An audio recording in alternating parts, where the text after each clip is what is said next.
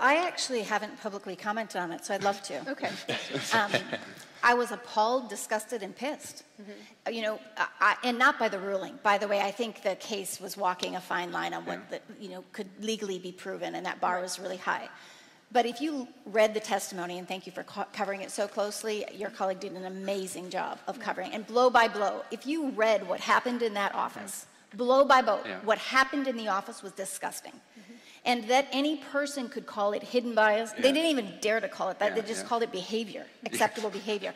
And then the measure of her was profoundly biased.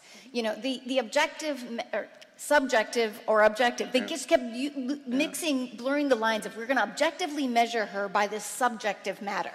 Mm-hmm. And they fundamentally didn't like her. And this was a reason to not promote. They just did not like her, which I don't care. You're investing. And by the way, last I heard, you like investing in assholes. That's what I heard them say on stage. Right. I think that's a famous quote out of most VCs is, you know, he's an asshole, but I'll invest in him because he's going to win. Okay, she's an asshole, and apparently that doesn't work.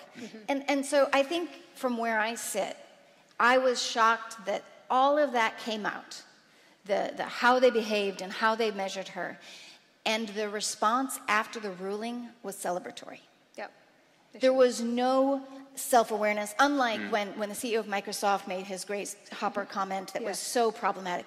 I think he did a great internal reflection, both personally and organizationally, upon what he did and said. Kleiner did no such thing. Quite the opposite. And most of the Valley has been afraid to talk because of that. All of us, I think, sitting in our positions have wondered, what can we say without it meaning that I won't be able to syndicate a deal with this fund? And that matters to us.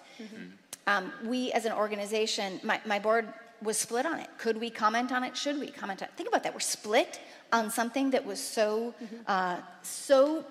important to our industry and so worthy of conversation.